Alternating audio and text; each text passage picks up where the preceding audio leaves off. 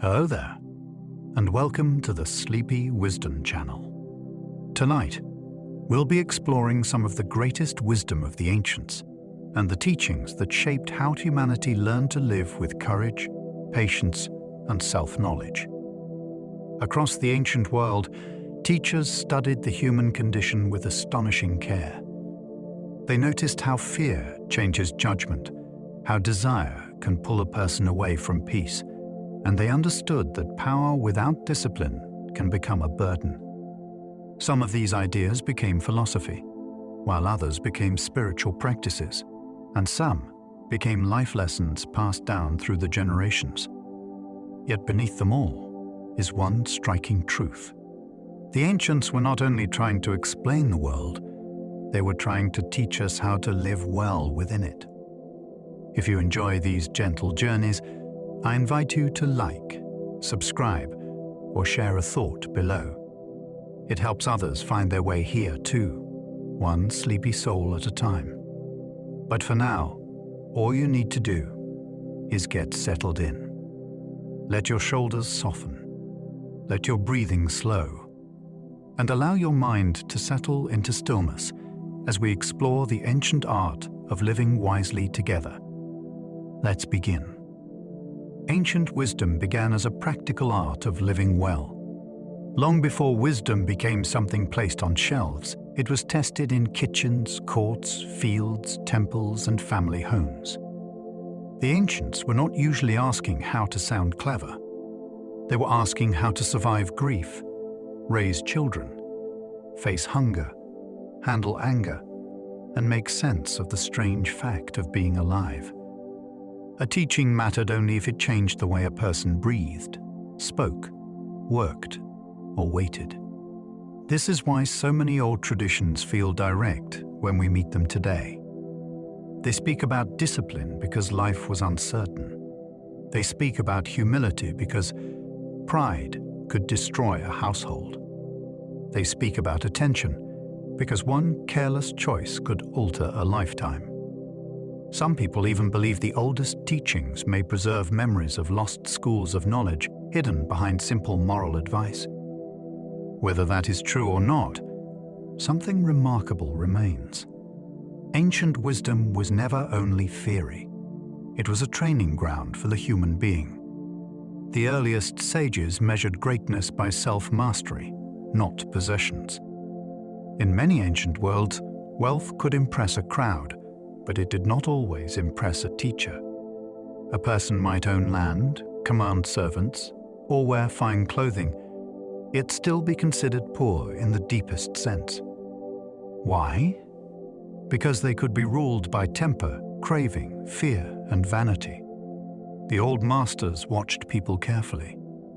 They noticed that a king could be less free than a farmer if his mind depended on praise. They saw that a rich person could be tormented by suspicion, while a simple person could sleep with a clear heart. This idea appears again and again across ancient traditions. Real power begins inside the person who can pause before reacting. Some later mystery schools treated this as the first gate of higher knowledge. You could not be trusted with hidden truths until you could govern yourself. In that view, self-mastery was not self-denial. It was the beginning of freedom. Egyptian priests treated death as the ultimate teacher of life. For the ancient Egyptians, death was not only an ending.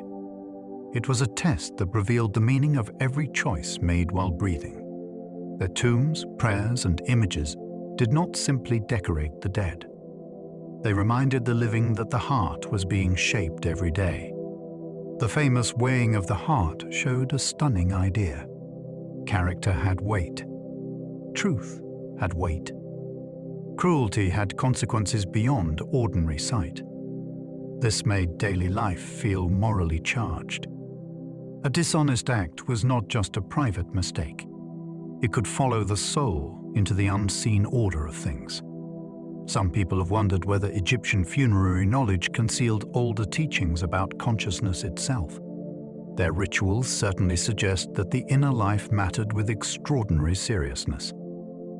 They prepared for death by studying speech, memory, purity, and intention. In a strange way, their great obsession with the afterlife was also an instruction for living more carefully now. Greek philosophers turned ordinary conversation into a path toward truth. In ancient Greece, wisdom did not always arrive through a sacred book or secret ceremony.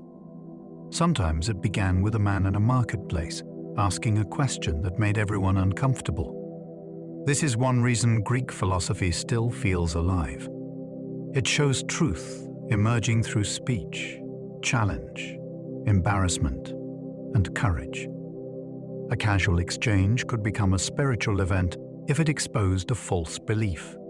The Greeks realized that people often inherit opinions without examining them.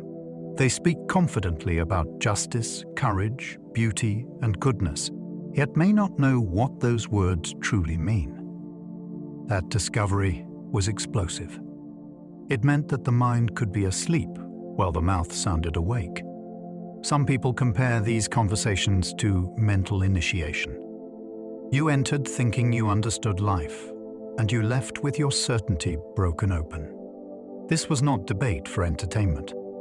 It was a discipline that turned conversation into a mirror. Indian seers mapped the mind long before modern psychology existed. Ancient Indian thinkers explored attention, desire, identity, memory, and awareness with astonishing precision. They did not have brain scanners, laboratories, or modern clinical language, yet they watched the inner world with a seriousness that still feels advanced. In their teachings, the mind was not one simple thing. It could wander, cling, imagine, resist, and mistake itself for what it observes. This opened a remarkable possibility. A person did not have to believe every thought that appeared. Some texts describe layers of selfhood, from the changing personality to a deeper witness that remains present beneath experience. To many listeners today, this can sound surprisingly close to later ideas about metacognition and mindfulness. Some people go further and suggest that these seers were charting states of consciousness that modern culture has barely begun to understand. What matters most is practical. They treated the mind as trainable, and that alone changes everything. Chinese masters taught that power often works best through restraint. Many ancient teachings praise strength, but Chinese wisdom often made strength look almost invisible. The ruler who interferes constantly creates resistance. The person who pushes too hard loses balance.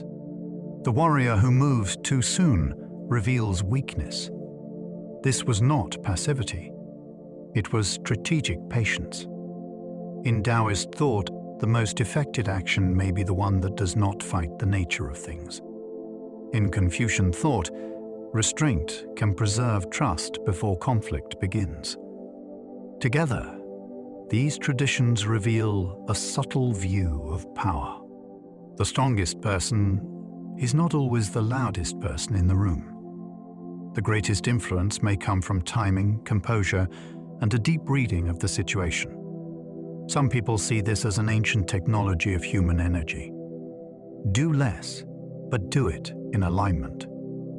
Speak less, but speak when the moment is ready. When understood this way, restraint becomes not weakness, but command over force. Stoic thinkers trained calm by rehearsing loss before it arrived. The Stoics understood something most people avoid. Fear becomes stronger when it remains vague. So they practiced looking directly at possible loss before life forced them to face it. They imagined losing status, comfort, health, money, and even loved ones. This was not meant to make life darker. It was meant to make gratitude sharper and panic weaker.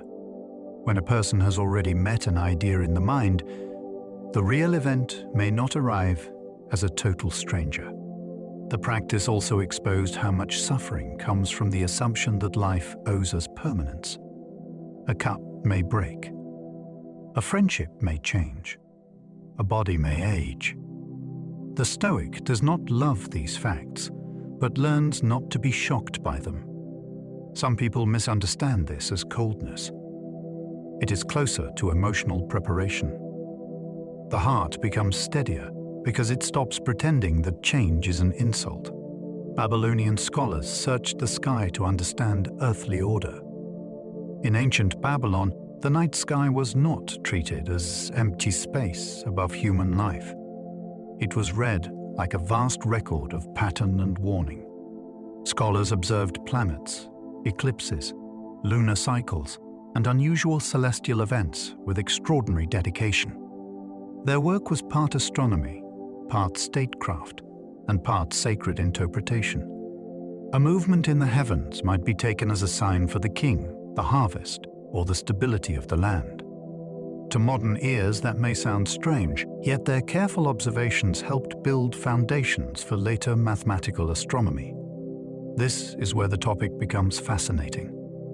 Even when their interpretations seem foreign to us, their discipline was real. They tracked time with patience across generations. Some people believe such sky traditions may contain hints of forgotten catastrophes or ancient global memories. Whether or not that is true, Babylon reminds us that humans once looked upward for order before looking inward for certainty. Indigenous elders preserved wisdom through stories that carried moral memory. In many indigenous cultures, a story was never just entertainment. It could hold law, survival knowledge, family duty, seasonal awareness, and warnings about human behavior. A child listening by the fire might be learning how to act toward animals, how to respect water, or why arrogance brings danger. This kind of memory does not always look like a textbook, but it can be incredibly precise. The lesson lives inside characters, choices, consequences, and repeated telling. Because it is spoken, it also depends on relationship. The elder gives more than information. The elder gives timing, tone, and responsibility. Some people think oral traditions may preserve memories far older than written history usually allows.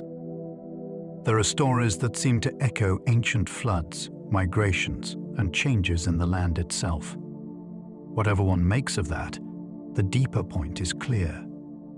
A community can store knowledge inside meaning, and meaning can travel for centuries. Ancient teachings still survive because human nature has barely changed. A person from the ancient world would not understand our phones, airports, or electric lights. Yet they would recognize jealousy, grief, ambition, shame, love, exhaustion, and the hunger to be seen. That is why the old teachings still find us. They speak to the part of human life that technology cannot remove. We still worry about status. We still confuse pleasure with peace. We still make promises while knowing our discipline is weak. The ancients studied these patterns without modern distractions covering them over. Their world was slower in some ways, but the inner struggle was just as intense. Some people like to imagine that lost civilizations held advanced tools or secret knowledge. Perhaps the more startling possibility is that they understood the human creature with fewer excuses. Their wisdom survives because it names what continues beneath every age. The setting changes. The heart still needs training. Socrates believed honest questioning could rescue a soul from confusion. Socrates did not leave behind a grand temple, a sacred empire, or a written system in his own hand. His weapon was the question. He would ask people what they meant by courage, justice, piety, or goodness, and then follow their answers until the hidden contradiction appeared. This made him dangerous in the most unusual way. He did not command people to accept his doctrine. He disturbed their certainty until they had to think for themselves. In his view, an unexamined life was not simply incomplete. It was a life at risk of being guided by borrowed opinions. Some people see his method as a kind of intellectual purification. It stripped away the false confidence that keeps the soul asleep. His trial showed how threatening real questioning can become when a society depends on comfortable answers. Socrates still matters because he turned not knowing into a doorway rather than a failure. Confucius made respect the foundation of personal and social harmony. Confucius lived in a time of disorder, yet his answer was not escape from society. He believed that civilization begins in the small gestures people repeat every day. How a child treats a parent matters. How a ruler listens matters. How a person speaks at a table matters. Respect was not mere politeness. It was a training of the heart. When people honor their roles with sincerity, they create trust before laws are needed. This is a powerful idea because it makes ethics visible in ordinary conduct. A society does not collapse only when armies arrive. It begins to weaken when people stop caring how their behavior shapes others. Some people find Confucian teaching conservative, yet its deeper challenge is demanding. It asks whether we can become reliable human beings in the closest parts of life. Harmony begins not as an ideal, but as practiced attention toward another person. The Buddha taught that craving turns ordinary pain into suffering. The Buddha did not deny that life contains pain. Bodies age. Plans fail. People disappoint us. What he examined with extraordinary care was the second layer that the mind adds. We grasp at what changes. We resist what has already happened. We build an identity around wanting the world to obey us. That added struggle becomes suffering.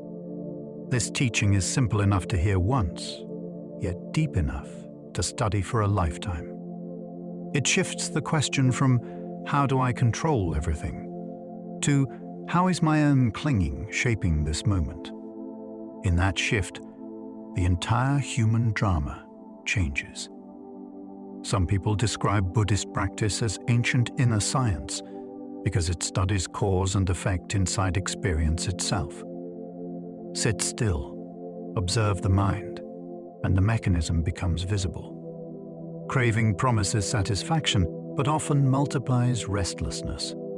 The discovery is astonishing because freedom begins not by gaining more, but by seeing more clearly. Lao Tzu saw softness as a force that can outlast hardness. Lao Tzu's teaching can sound almost impossible at first. Water yields, yet wears down stone. A newborn seems weak, yet carries fresh life. A flexible branch survives a storm that snaps a rigid one. This was not decorative thinking. It was a radical challenge to how people understand strength. The hard approach insists, forces, dominates, and exhausts itself. The soft approach adapts, waits, surrounds, and continues. In politics, this means the best ruler may not need constant display. In personal life, it means gentleness can succeed where aggression creates resistance. Some people connect this idea to hidden laws of nature, as though Taoist sages were noticing patterns that modern systems theory would describe much later. Whether framed spiritually or practically, the lesson is remarkable. Survival does not always belong to what strikes first. Sometimes it belongs to what can bend without losing its nature. That is softness as endurance. Aristotle believed character is built through repeated daily choices. Aristotle gave the world one of the most practical ideas in ancient philosophy. A person does not become brave by admiring bravery. They become brave by doing brave actions, until courage becomes familiar. The same is true for patience, honesty, moderation, and generosity. Character is not a mood. It is a pattern carved by practice. This can be uncomfortable because it removes excuses. We are always training something. Every small action teaches the nervous system what kind of person we are becoming. Delay responsibility, and avoidance grows stronger. Tell the truth when it costs something, and integrity gains weight. Some people compare this to an ancient form of behavioral training. Aristotle was not asking people to wait for inspiration. He was showing that excellence can be formed through repetition. The fascinating part is how ordinary it sounds. Greatness is not hidden in rare moments. It is built quietly through what we do again. Plato imagined education as turning the soul toward clearer light. Plato believed ignorance was not only a lack of information, it was a condition of misdirected attention. His famous image of prisoners in a cave shows people mistaking shadows for reality because they have never turned around. Education, in this view, is not just filling the mind with facts. It is a painful reorientation toward what is more real, more stable, and more true. That idea still feels unsettling. What if many things we chase are only shadows of deeper goods? What if a pause imitates worth and pleasure imitates happiness? Some people have even interpreted Plato as hinting at hidden levels of reality behind ordinary perception. Whether taken literally or symbolically, the teaching has power. The human being can live inside an illusion and call it normal. Real learning begins when the soul is turned, slowly and sometimes unwillingly, toward a wider understanding of what life is. Marcus Aurelius practiced ruling an empire by ruling himself first. Marcus Aurelius had power most people cannot imagine. Armies moved under his command. Provinces depended on his decisions. Yet his private writings do not sound like a man intoxicated by greatness. They sound like someone reminding himself not to become arrogant, bitter, distracted, or cruel. This is what makes him so compelling. He understood that public authority cannot save a person from private weakness. Each day he returned to basic disciplines. Accept what is beyond control. Do the work in front of you. Remember that praise fades. Treat others according to nature and duty. Some people are surprised that an emperor would write so much about humility, but perhaps that is exactly why he needed it. The higher a person rises, the more dangerous their inner disorder becomes. His example suggests that the true throne is attention. Whoever governs attention governs conduct. Whoever fails there becomes ruled by everything outside them. The Upanishads describe the inner self as deeper than personality. The Upanishads point toward one of the most astonishing claims in ancient spiritual thought. Beneath changing moods, memories, roles, and fears, there is a deeper principle of awareness. It is not the social mask. It is not the restless stream of thought. It is not even the story a person tells about who they are. The sages used careful dialogue and inward investigation to guide students beyond the surface self. This was not meant as a clever idea. It was meant to be realized directly. Sit with experience long enough, and you may notice that thoughts appear to something that is not itself a thought. Some people see this as one of humanity's earliest maps of consciousness. Others hear in it a challenge to materialist assumptions about identity. However it is understood, the teaching is profound. You are not only the character moving through life, you may also be the witness of that movement. Zoroaster framed life as a moral choice between truth and falsehood. Zoroaster's vision gave moral life a dramatic seriousness. Existence was not neutral. Human beings stood within a great struggle between truth and the lie. Every honest word, fair action, and constructive thought helped the side of order. Every deceitful act strengthened disorder. This made ethics cosmic without making it distant. The battle was not only in the heavens, it appeared in speech, work, loyalty, and decision.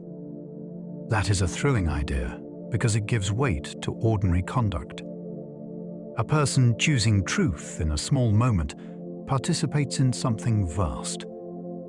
Some people have noticed that later religious ideas about judgment, moral conflict, and final renewal seem to echo themes associated with this tradition. Whether one studies it historically or spiritually, the message feels immediate. Falsehood is not harmless. It distorts the world around it. Truth is not merely correct speech. It is a way of standing with reality. Pythagoras treated numbers as clues to a hidden order.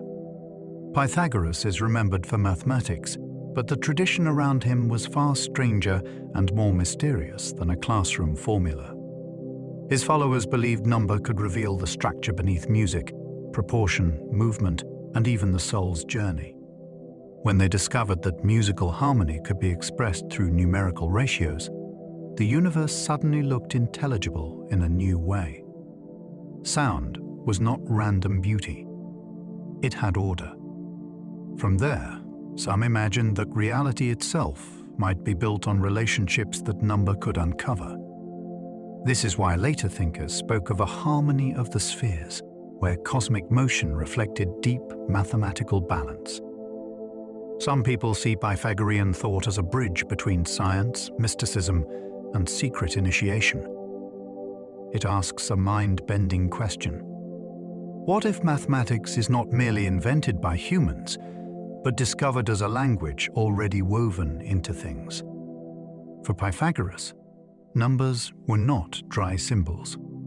They were signs of hidden pattern. Heraclitus taught that change is not chaos, but reality itself. To many ancient minds, stability seemed like the dream. A good city should endure. A good family should continue. A good soul should not be shaken by every passing event. Then Heraclitus enters the story with a startling message. Nothing stands still. The river changes, the body changes, the mind changes, and the world burns with motion beneath its surface. This was not a gloomy thought. It was an attempt to see reality without comforting illusions. He believed that conflict, tension, and transformation were woven into existence. Day becomes night. Youth becomes age. Fire consumes, yet also clears the ground for renewal. Some people have wondered whether Heraclitus was pointing toward a hidden law of energy long before modern language could describe it. His fragments feel like clues from a lost manual of reality. He does not ask us to escape change. He asks us to stop mistaking change for disorder. Epictetus found freedom in controlling only what belongs to us. Epictetus began life enslaved, which makes his teaching about freedom impossible to dismiss as comfortable philosophy.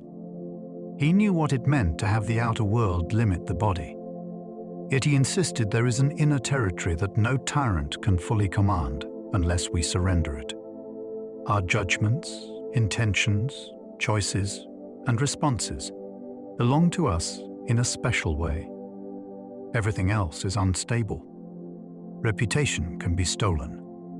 Wealth can vanish. The body can be injured. Other people can misunderstand us.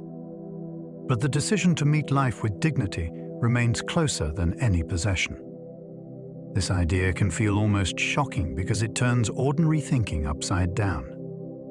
We usually chase control outside ourselves and neglect the one place where practice is possible. Some people see Epictetus as offering a psychological escape hatch built into human nature. He teaches that freedom begins when attention returns to the only kingdom we can truly govern. Seneca warned that people waste life by assuming time is abundant. Seneca looked at human life and noticed a strange contradiction. People guard their money carefully, yet they hand away their hours as if they were endless. They postpone living while preparing to live. They promise themselves peace after one more success, one more purchase, one more victory over circumstance. The tragedy is that time does not wait for a person to become ready. It is already passing while we are distracted. Seneca's warning still feels uncomfortably modern because busyness often disguises avoidance. A person can fill every day and still neglect the only life they have. Some people hear in this teaching a hidden accusation against entire civilizations. What if progress can become a machine for stealing attention from existence itself? Seneca does not ask us to panic about death. He asks us to stop treating life as a future event. The true loss is not dying. It is never being fully present. The Tao Te Ching teaches leadership without force or vanity. The ancient Chinese text offers a vision of authority that feels almost impossible in a world addicted to display. The best leader does not need to dominate every conversation or prove importance through constant action. Instead, they create conditions where people can flourish without feeling crushed by command. This is leadership as alignment rather than pressure. It values patience, humility, timing, and restraint. A ruler who interferes too much may weaken the very order he hopes to strengthen. A person who seeks praise may begin serving the image of goodness instead of goodness itself. Some people believe this teaching points toward an ancient understanding of natural systems, where over-control creates collapse. It is strangely advanced. It suggests that power becomes cleaner when ego gets out of the way. The deepest influence may be so balanced that people hardly notice it working. That is why the text still unsettles ambitious minds. Ancient Egyptians linked justice to balance through the idea of ma'at. In Egypt, justice was not merely a courtroom matter. It was part of the order that allowed the world to continue. Ma'at meant truth, rightness, harmony, and balance within the fabric of existence. The king was expected to uphold it. The individual was expected to live by it. The cosmos itself was imagined as depending on it. This gives Egyptian ethics a breathtaking scale. A lie was not just socially wrong. It disturbed the pattern that life required. Fair dealing, measured speech, and proper conduct were ways of keeping creation from sliding toward disorder. Some people are fascinated by how this idea connects morality with cosmic stability. It makes the universe feel morally sensitive, as if human behavior echoes beyond private life. Whether taken religiously or symbolically, Ma'at shows a civilization that did not separate truth from survival. To live falsely was to work against the balance of things. Mesopotamian law revealed humanity's early hunger for public order. When ancient laws were carved into stone and displayed for people to see, something remarkable happened. Authority became visible. Rules were no longer only the memory of elders or the command of a ruler. They stood in public as a statement that society needed structure. Mesopotamian law codes did not create perfect justice by modern standards, but they reveal a major human leap. People were trying to make consequences predictable in a world that could feel unpredictable. They dealt with theft, debt, labor, marriage, property, and injury, because civilization depends on trust between strangers. Some people see these laws as proof that ancient societies were far more organized than we often imagine. Others notice how quickly moral questions appeared once cities grew large. How do people live together when blood ties are no longer enough? Written law was one answer. It turned social memory into something that could outlast a single generation. The Bhagavad Gita places wisdom in the middle of crisis. The setting is not a quiet classroom or a peaceful retreat. It is a battlefield, moments before action, when a warrior collapses into moral confusion. That is what makes the teaching so powerful. Wisdom is not presented as an escape from responsibility. It appears when life becomes unbearable and a person can no longer hide from choice. Arjuna faces duty, grief, fear, and the terrifying cost of action. Krishna does not offer a simple slogan. He reveals layers of discipline, devotion, self-knowledge, and detached action. The message is deeply practical. A person must learn to act without being consumed by the fruits of action. Some people read the scene as an inner drama rather than only an outer conflict. The battlefield becomes the human mind when competing duties pull it apart. This is why the text endures. It speaks to the moment when clarity is needed most, and certainty is gone. Buddhist monks turned attention itself into a disciplined path. A monk sitting still may look inactive from the outside, but the inner work can be intense. Attention is being trained to notice experience before habit seizes it. Breath appears. A sensation rises. A memory pulls the mind away. Irritation forms, then fades. Over time, the practitioner begins to see that thoughts and emotions are events, not commanders. This is a stunning discovery, because much of human suffering depends on automatic belief. Buddhist discipline makes observation precise. It teaches a person to watch craving form before it becomes action, and to see fear before it becomes identity. Some people describe this as ancient consciousness research performed without machines. The laboratory is the body. The instrument is awareness. The data is direct experience. What begins as simple sitting can reveal the machinery of the self. That is why attention becomes a path, not a passive state. Jain teachers made harmlessness a complete way of seeing life. Jain wisdom takes the idea of non-violence further than almost any tradition on earth. It does not stop with avoiding obvious harm. It asks a person to examine speech, thought, appetite, movement, and intention. Life is treated as sacred in forms that many people overlook. This creates an ethic of extraordinary sensitivity. A careless word can wound. An unnecessary desire can pull the world into imbalance. A moment of greed can make another being pay the price. To modern minds, this can sound extreme, yet that extremity is exactly what makes it fascinating. Jain teachers force a question that most cultures avoid. How much harm do we excuse simply because it is convenient? Some people see in Jain practice a radical ecological wisdom far ahead of its time. It teaches that the human being is not the owner of life, but a participant inside it. Harm then becomes a spiritual problem. Hebrew wisdom literature made humility a doorway to understanding. The wisdom books of the Hebrew tradition speak with unusual directness about the limits of human pride. A person may be clever, wealthy, strong, or admired, yet still fail to understand life rightly. Humility becomes necessary because the world is larger than our judgment. This literature pays close attention to speech, anger, work, friendship, envy, and the discipline of listening. It does not treat wisdom as secret knowledge reserved for a few. It brings insight into ordinary decisions. How do you answer a harsh word? How do you handle success without becoming foolish? How do you live when suffering cannot be explained? Some people are drawn to the way these teachings resist easy answers. The Book of Job especially refuses shallow certainty.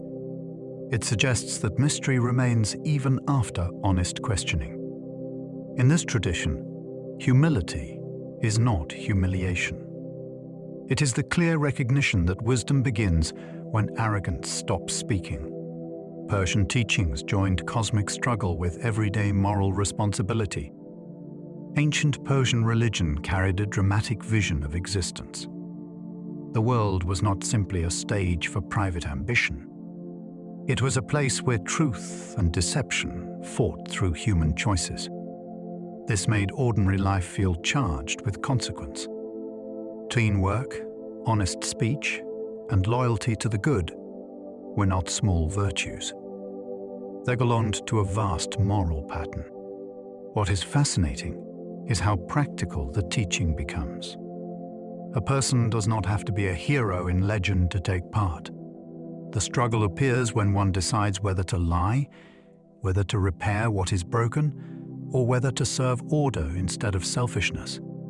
Some people believe these ideas influenced later religious imagination across empires and centuries. Even without tracing every connection, a central insight remains powerful. The universe is not improved only by grand events. It is also shaped by the direction of a single human will. Roman Stoics treated hardship as training rather than punishment. To the Roman Stoic mind, difficulty was not automatically evidence that life had turned against you. It could become material for strength. Insult trained patience. Illness trained perspective. Exile trained independence. Loss trained the painful art of loving without ownership. This does not mean Stoics enjoyed suffering or dismissed grief. They wanted to stop wasting hardship by adding resentment to it. The question was not only, why did this happen? It was also, what can this make possible in me? That shift is enormous. It turns the person from a victim of circumstance into a student of circumstance. Some people see this as an ancient mental technology for surviving pressure. It does not require mystical belief, yet it feels almost alchemical because it changes the meaning of adversity. The same event that might make one person bitter can make another person clearer. Training begins where comfort ends. Greek temples reminded visitors to know themselves before seeking answers. A person approaching a sacred site in ancient Greece was not simply entering a beautiful building. They were being prepared to confront a deeper demand. The famous instruction to know oneself suggests that human beings often seek divine answers while remaining strangers to their own motives. This is a brilliant reversal. Before asking what the gods want, examine what fear wants. Before asking for destiny, examine ambition. Before requesting a sign, examine the confusion that is asking. Temples created awe, but the inscription cut through awe with discipline. Some people believe such places were designed to alter consciousness through sound, proportion, ritual, and expectation. Even without accepting that, the psychological force is clear. Sacred architecture slowed the body and sharpened the mind. The visitor had to face a truth that still applies. The greatest unknown is not always hidden in the heavens. It may be the self asking the question. Vedic chants preserved memory with precision across countless generations. Long before printing, ancient Indian communities developed astonishing methods for preserving sacred sound. Vedic chanting was not casual memorization. It used rhythm, pitch, repetition, and cross-checking patterns so precise that words could travel across centuries with remarkable stability. This is one of the most fascinating achievements of oral culture. It shows that writing is not the only guardian of knowledge. A trained human memory can become an archive. The sound itself mattered deeply because the chant was believed to carry power through correct recitation. Meaning was important, but so was vibration, discipline, and transmission from teacher to student. Some people wonder whether ancient sound practices preserved forgotten knowledge about the effects of voice on mind and body. Whatever one believes, the discipline is stunning. A fragile breath became a vessel strong enough to outlast kingdoms. The spoken word did not vanish. It was engineered to endure. Ancient Chinese medicine viewed health as harmony rather than conquest.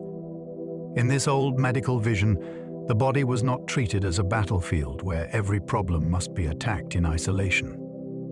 It was understood as a living pattern that could fall out of balance. Climate, food, emotion, sleep, movement, and season all mattered because the person belonged to a wider order. This way of thinking can feel strange to a modern mind trained to separate everything into parts. Yet its appeal is obvious. It asks what kind of life produces illness before symptoms become dramatic. The physician was not only fighting disease. The physician was reading relationships within the body and between the body and the world. Some people see in this tradition an ancient systems approach that modern medicine is only now learning to respect in new language. Whether one accepts every method or not, the central insight remains valuable. Health is not merely the absence of pain. It is the restoration of coherence. The I Ching taught that timing matters as much as action. The ancient Chinese Book of Changes is fascinating because it does not treat wisdom as a fixed answer. It treats life as movement through shifting conditions. The right action at the wrong time may fail. A modest action at the right time may open a path. This is a subtle lesson, and it feels deeply practical. People often ask what they should do, but forget to ask whether the moment is ready. The I Ching uses patterns of change to train that sensitivity. It encourages patience when force would be wasteful, and movement when hesitation would become decay. Some people regard it as an oracle. Others see it as a psychological mirror that helps the mind read situations more carefully. Its power lies in refusing simple control. Life is not a machine that obeys desire. It is a field of timing, pressure, retreat, and return.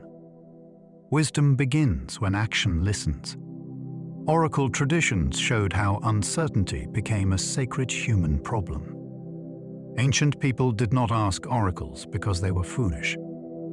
They asked because uncertainty can become unbearable. A ruler facing war, a farmer fearing famine, or a family confronting illness wanted more than ordinary guessing. They wanted contact with a deeper order. Oracle traditions turned decision-making into ritual. The question had to be formed. The place had to be approached. The answer had to be interpreted. This process gave uncertainty structure, and that alone is psychologically powerful. Some people believe oracles may have used altered states, hidden political knowledge, or subtle environmental effects to produce their strange authority. Others see them as mirrors that revealed what the questioner already feared or desired. Either way, the institution is captivating. It shows that humans have always wanted guidance when reason reaches its edge. The oracle stands at that edge where practical life touches mystery, and a decision waits to be made. Sumerian scribes turned memory into civilization through written records. Writing did not begin as literature in the modern sense. It began with the need to track grain, labor, trade, property, and obligation. That may sound ordinary, but the result was revolutionary. Once marks could hold information outside the body, society changed. Memory became portable. Authority became auditable. A transaction could survive the death of the person who witnessed it. Sumerian scribes were not merely clerks. They were guardians of a new kind of power. The written tablet could organize a city, support a temple economy, and preserve names across time. Some people wonder whether the sudden rise of writing hints at older systems we have not yet found. What we can say is already astonishing. Civilization learned to think beyond the limits of living memory.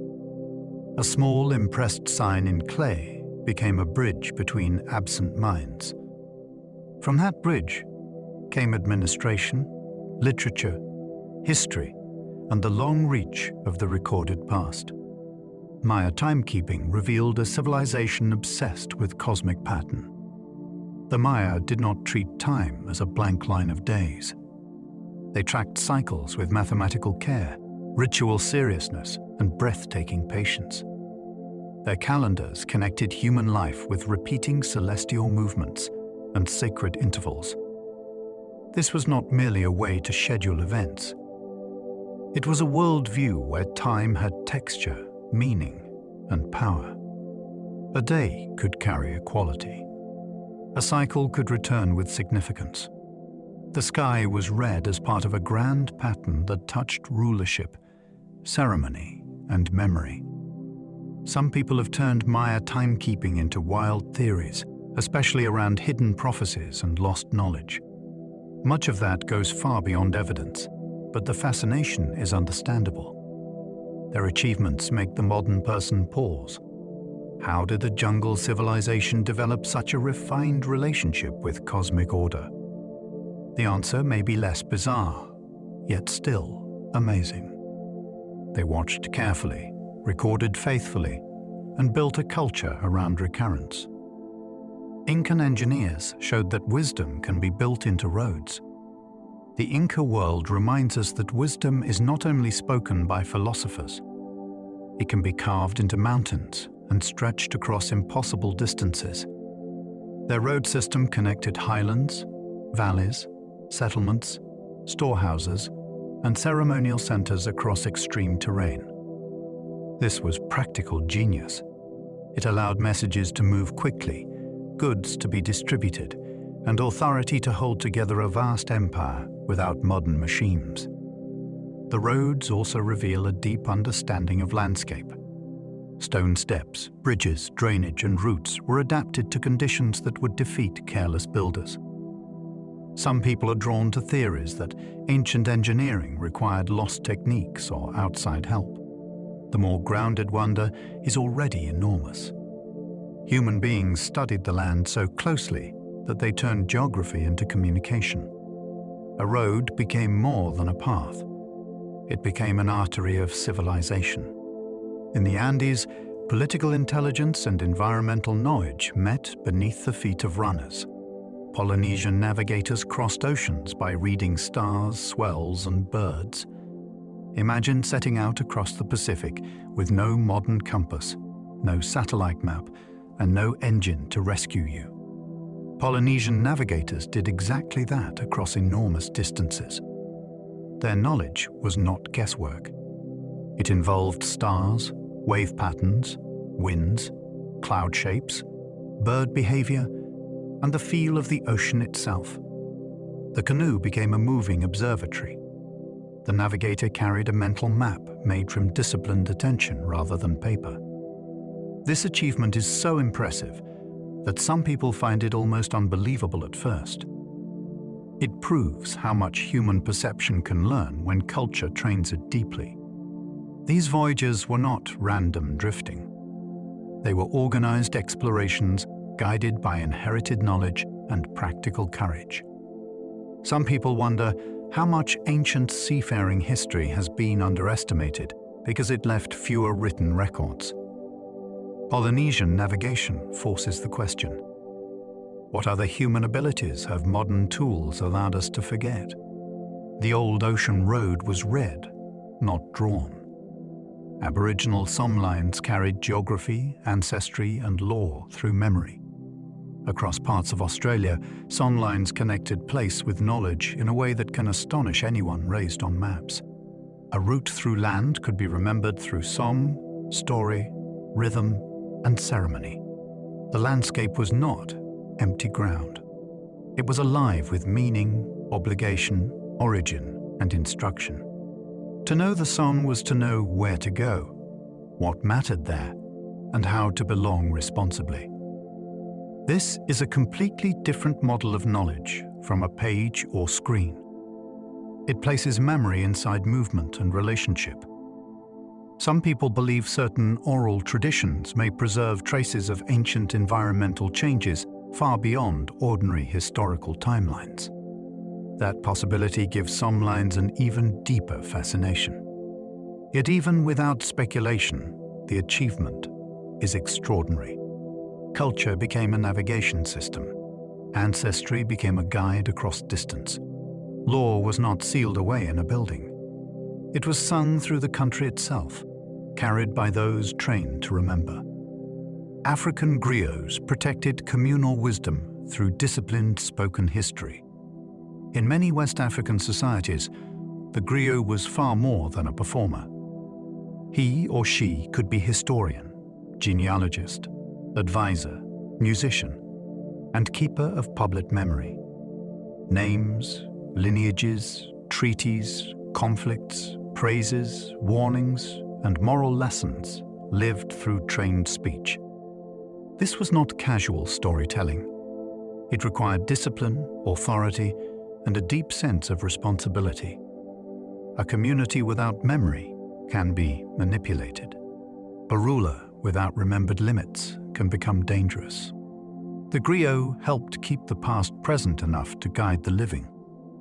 Some people who privilege written records underestimate how rigorous spoken history can be. Yet oral specialists often preserve details that anchored identity across generations. The fascinating part is social. Knowledge was not separated from performance because memory had to move people in order to survive. A recited lineage could remind a person who they were. A remembered mistake could warn a leader before pride became disaster. Celtic Druids valued trained memory before written records became common. The Druids occupy a strange place in the imagination because so much about them comes through outsiders and fragments. Yet one idea remains especially intriguing. Their knowledge appears to have depended heavily on oral training. Students may have spent years memorizing teachings, laws, genealogies, rituals, and natural law. In a world where writing existed nearby, this choice matters. Some ancient observers suggested that certain knowledge was deliberately kept unwritten. That possibility gives the Druids an aura of secrecy, but it also reveals a practical philosophy of memory. What is held in the mind becomes part of the person. It cannot be easily stolen as an object. It must be earned through discipline. Some people have filled the gaps with wild theories about hidden Celtic science or lost priestly orders. The evidence is limited, yet the fascination is real. The Druids remind us that not every library is made of pages. Norse wisdom praised courage while admitting that fate remains uncertain. Norse teaching has a hard honesty that still cuts through modern comfort. The world it describes is not safe, and even the gods are not beyond destiny. Courage matters precisely because outcomes cannot be guaranteed. A person acts well under the shadow of uncertainty. That is a powerful moral vision. It does not promise that virtue always wins in the visible sense.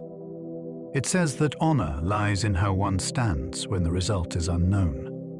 The wisdom poems urge restraint, hospitality, alertness, and careful speech because life can turn quickly. Some people focus only on the violent side of Norse culture, but the deeper teaching is more interesting. It is about conduct in a universe where control is limited.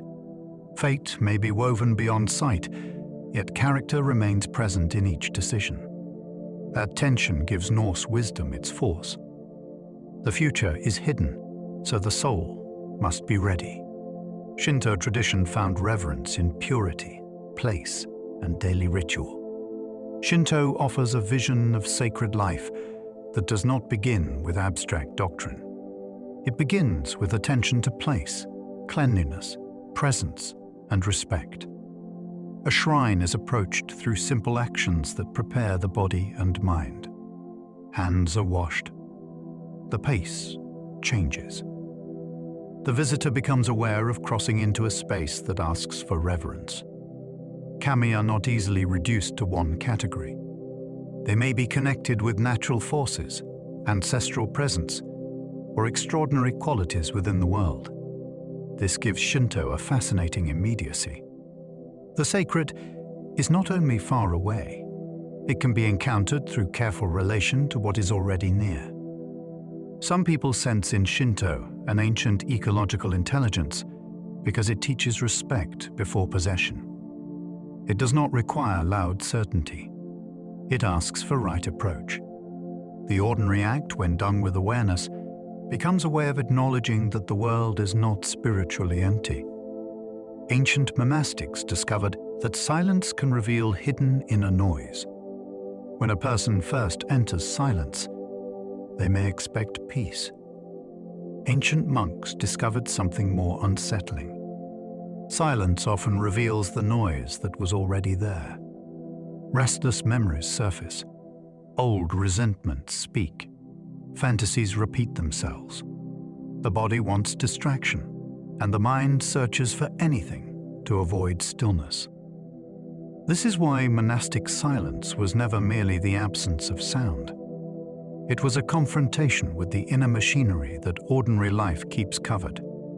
A person could learn more from 1 hour without escape than from many clever speeches. Some people see this as a severe but powerful experiment in consciousness. Remove the usual stimulation, and the self begins to expose its habits. That exposure can be uncomfortable, but it is also liberating. You cannot train what you refuse to notice. The old monastics understood that quiet places do not create peace by magic. They reveal the work that peace requires. Desert fathers treated loneliness as a mirror for the soul. The early desert monks did not flee into emptiness because they hated humanity. Many went because they believed the soul becomes easier to read when distractions fall away. In solitude, a person discovers what their character does without an audience. Does anger still rehearse old arguments? Does pride invent imaginary praise? Does fear become louder when there is nowhere to hide? The desert became a testing ground for motives. Heat, hunger, silence, and isolation stripped life down to essentials. Some people have compared these retreats to extreme psychological laboratories. The monk was both subject and observer. Strange stories grew around them, including visions, temptations, and encounters with unseen forces. Whether read literally or symbolically, the meaning is gripping. Loneliness can become either collapse or revelation. The Desert Fathers believed that when a person stops performing for the world, the soul finally begins telling the truth about itself. Early Christian ascetics saw desire as something to be educated. Ascetic practice is often misunderstood as hatred of the body, but many early practitioners saw the issue more carefully. Desire was powerful, and anything powerful needed training. Hunger, comfort, praise, pleasure, and possession could all become masters if left unexamined. The goal was not to become less human. It was to become less enslaved. Fasting, vigil, simplicity, and prayer were methods for discovering where freedom had been quietly surrendered. This idea can feel extreme, yet it asks a question that modern life rarely wants to face. How many of our choices are truly chosen?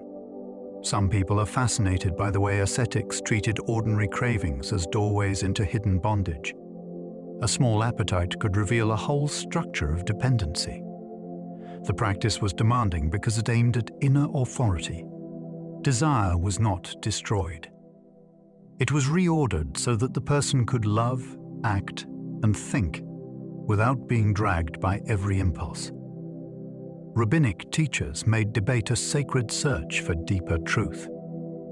In rabbinic tradition, disagreement was not always treated as a failure of understanding. It could become the very method by which understanding deepened. Teachers argued over law, meaning, conduct, and responsibility because truth was not approached lazily. It had to be tested through careful speech. A single phrase could be examined from several angles. A practical ruling could open into a moral question about mercy, justice, duty, or intention. This makes the tradition fascinating because it turns study into a living encounter. The page becomes crowded with voices, and those voices are not erased simply because they disagree. Some people are drawn to this because it feels almost like an ancient intelligence network, where minds across generations continue speaking to one another. The deeper lesson is powerful. Certainty can become shallow when it refuses challenge. Debate, when guided by reverence, can protect truth from becoming flat. In that world, questioning is not rebellion. It is devotion with discipline. Sufi wisdom later echoed ancient teachings about ego and surrender. Across the centuries, Sufi teachers spoke as if the greatest barrier between a person and truth was not distance, education, or status. It was the false self, insisting on control. Their language belongs to later spiritual history, yet it often sounds like an echo of older wisdom traditions. The ego wants to be admired, defended, obeyed, and protected from exposure. Surrender means something much sharper than weakness. It means releasing the illusion that the small self can possess the infinite. This is why Sufi stories often show fools becoming wise and proud, scholars being humbled by simple insight. The path is not only about belief. It is about being remade by love, discipline, remembrance, and longing for what lies beyond ordinary identity. Some people hear in Sufi teaching a hidden bridge between religions, as if it preserves a universal current beneath outer forms. Its challenge remains direct. The self must become transparent before deeper truth can pass through it. The Delphic maxim made self-knowledge the beginning of wisdom. At Delphi, one short instruction carried enormous weight. Know yourself. It sounds simple until a person tries to do it honestly. Most people know their preferences, habits, and public image, but that is not the same as knowing the forces that move them. Ancient visitors came seeking divine guidance, yet the inscription turned the seeker inward before any answer could be trusted. This is a profound psychological move. A person who does not understand pride may mistake ambition for destiny. A person who does not understand fear may call avoidance wisdom. A person who does not understand desire may treat impulse as truth. Some people believe the oracle's setting intensified this inner confrontation through ritual, expectation, and atmosphere. Whether or not hidden techniques were involved, the message still works.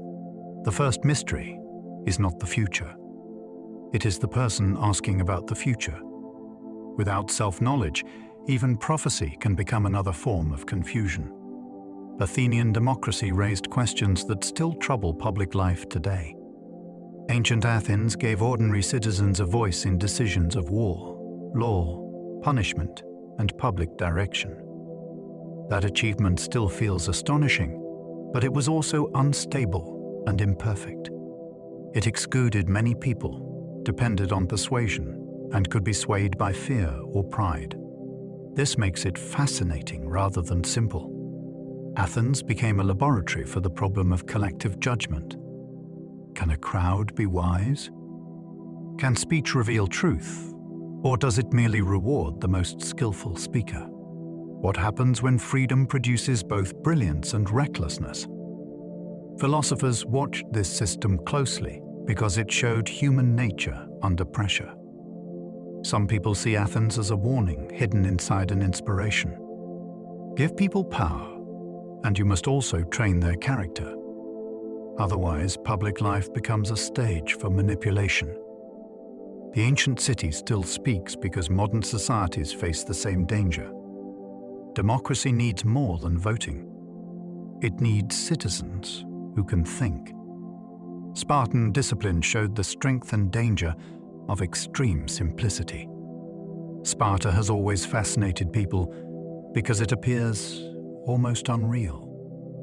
A society shaped around discipline, endurance, obedience, and military readiness seems to stand against the softness of ordinary comfort.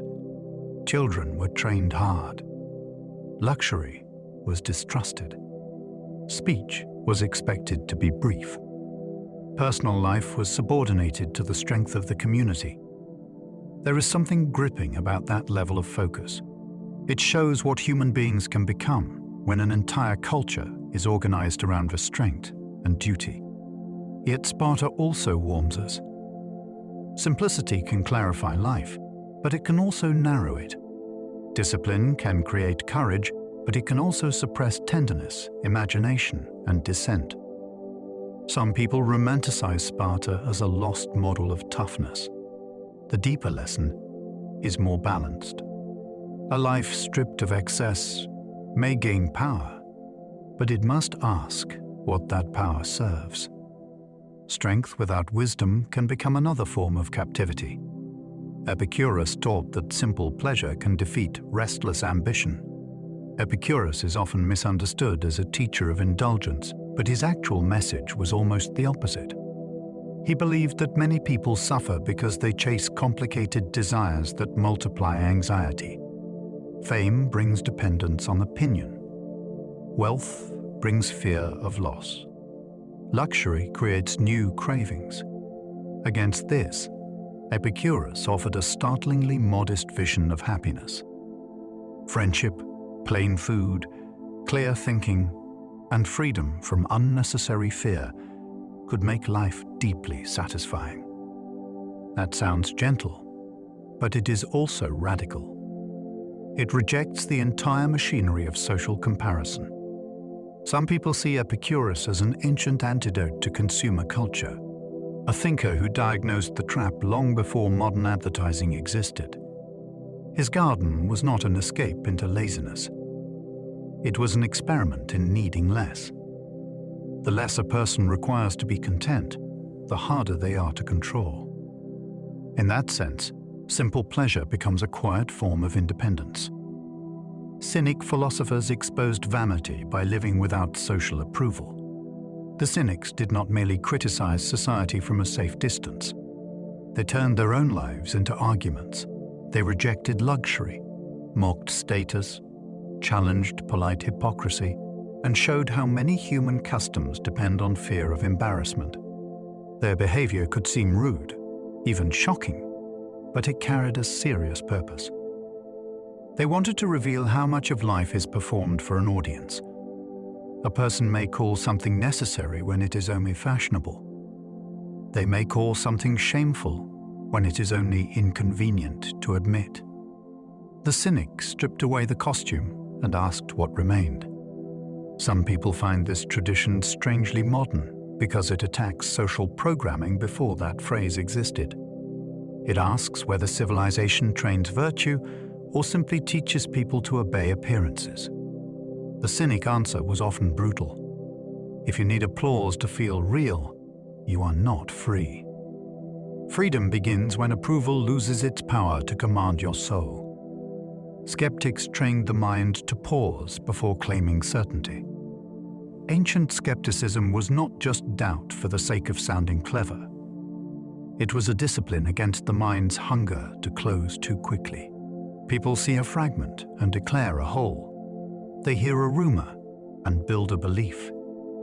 They inherit a doctrine and defend it as if they discovered it themselves. Skeptics saw how easily certainty becomes arrogance. Their practice was to suspend judgment where evidence was unclear. This did not always mean refusing action. It meant refusing false confidence. There is something deeply calming about that. A person does not need an opinion about everything. Some people see skepticism as a hidden medicine against manipulation, propaganda, and spiritual fraud. The mind that can pause is harder to capture. It can listen without immediately surrendering. In a world full of confident voices, the ancient skeptic offers a rare strength. Not knowing, when honest, can protect the soul from error. Neoplatonists saw the soul as rising toward unity and goodness. Neoplatonic thought took Plato's hints and built a vast spiritual architecture from them. Reality was imagined as flowing from a single source of unity beyond ordinary description. The human soul, scattered by distraction and attachment, could turn back toward that source through philosophy, virtue, contemplation, and purification. This is not simple escapism. It is a map of return. The person begins in multiplicity, pulled in many directions by the world. Gradually, the mind seeks what is more stable, more whole, and more real. Some people are fascinated by Neoplatonism because it shaped later mysticism across different traditions. It offers the thrilling idea that consciousness can ascend by becoming less divided. The journey is inward and upward at the same time. Whether understood literally or symbolically, the teaching gives human life a grand direction. We are not only surviving events, we are being invited to recover a deeper unity. Egyptian tomb texts treated the afterlife as moral accountability. The writings placed with the dead were not merely comforting decorations. They were guides for passing through a dangerous spiritual landscape. The deceased needed words of power, knowledge of names, and confidence before divine judgment. This reveals an extraordinary view of existence. Death did not erase responsibility. It intensified it. The life of the person was imagined as something that could be examined beyond the reach of excuses. The heart had to answer for what had been done. The mouth could not simply talk its way out of truth. Some people are captivated by the possibility that these texts encode forgotten teachings about the journey of consciousness after bodily death. Even without that speculation, their moral force is striking. They remind the living that character is not private. It travels with us. Egypt turned the tomb into a classroom where mortality taught that every action leaves an imprint on the soul. The book of Proverbs turned daily life into moral instruction. The genius of Proverbs is that it does not wait for dramatic moments to teach wisdom. It finds moral meaning in speech, work, anger, money, laziness, friendship, discipline, and family life. This makes it intensely practical. A careless word can start conflict. A patient answer can prevent harm. A lazy habit can quietly shape a future. Wisdom is not presented as rare mystical knowledge.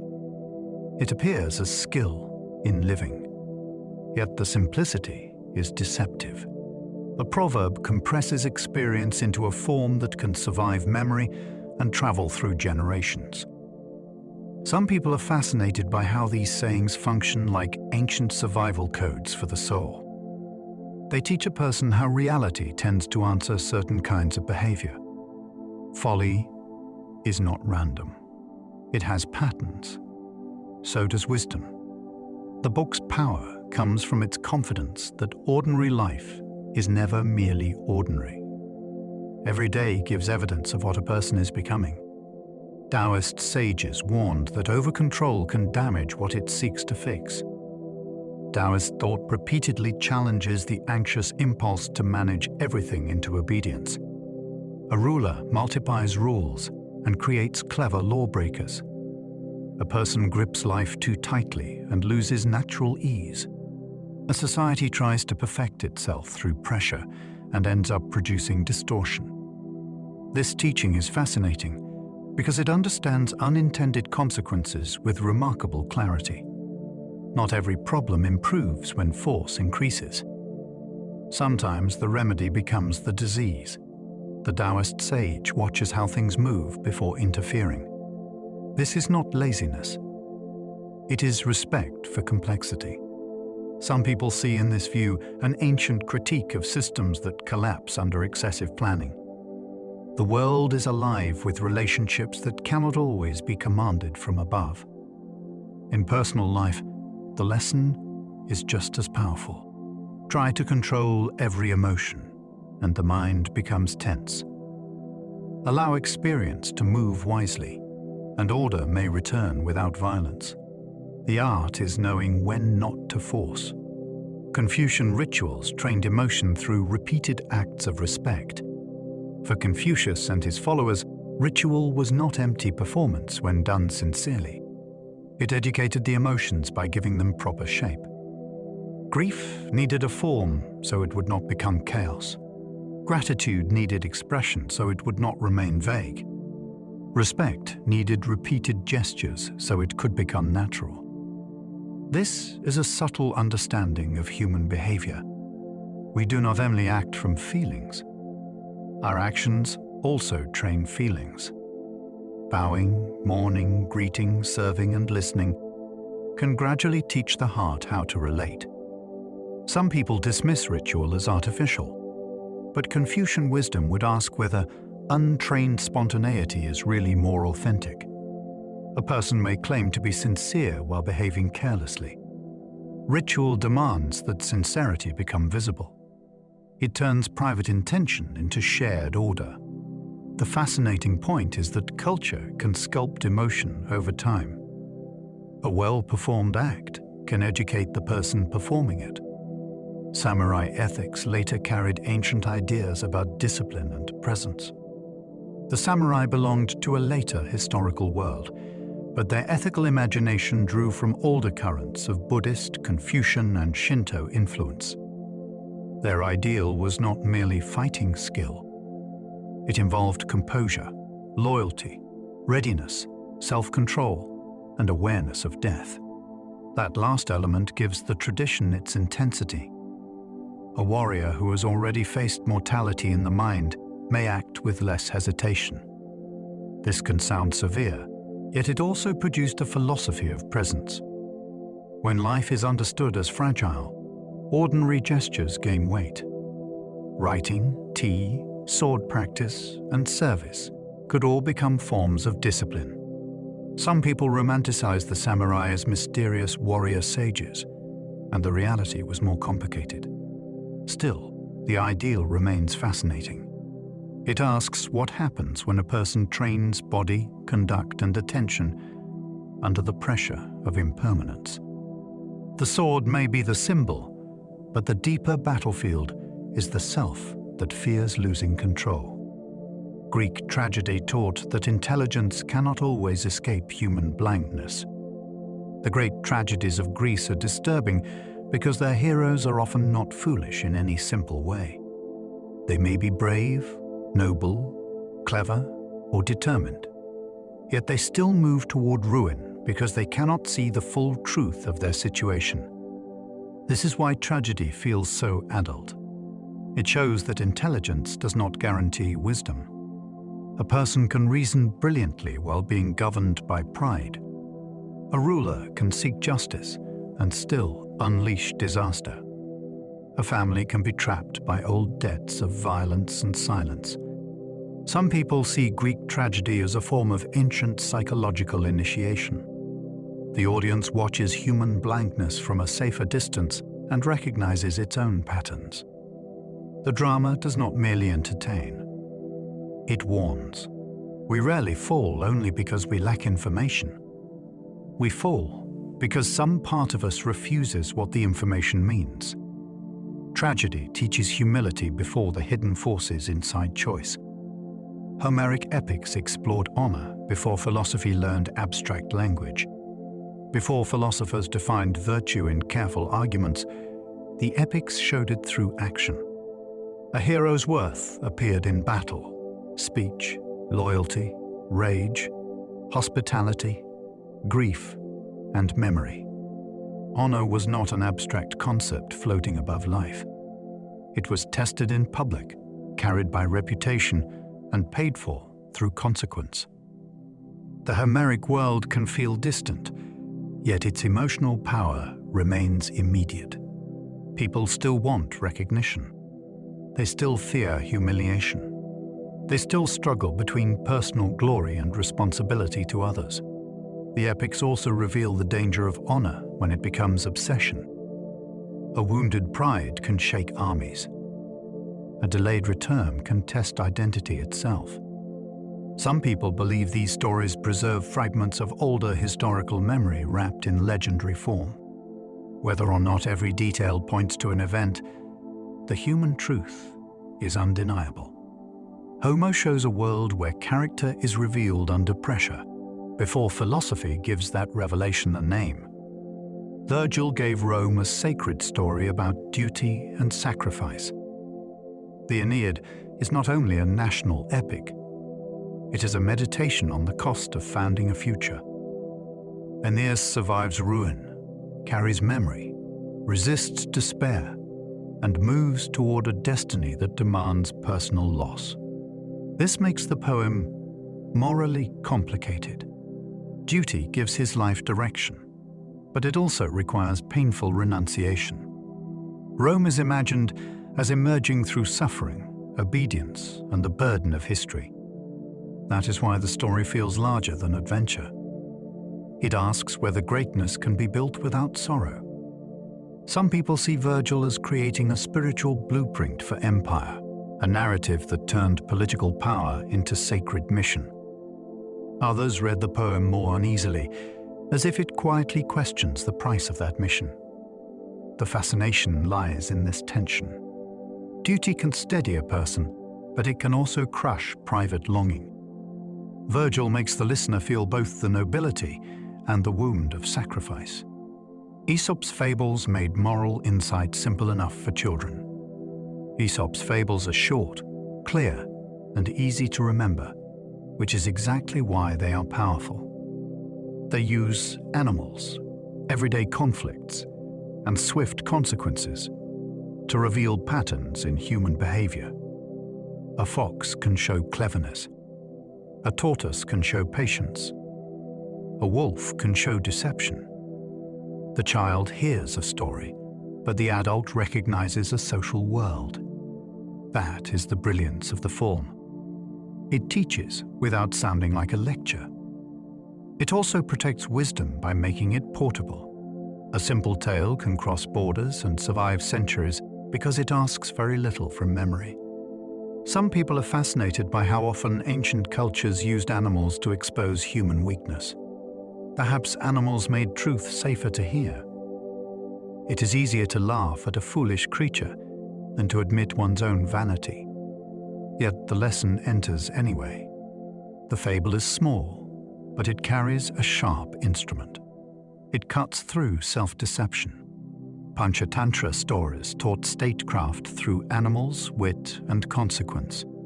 The Panchatantra is one of the most remarkable collections of practical wisdom ever shaped into story. It teaches politics, friendship, strategy, trust, betrayal, and survival through entertaining tales. Animals speak, but the concerns are deeply human. How does a ruler choose advisors? How does a person detect manipulation? How can intelligence defeat brute force?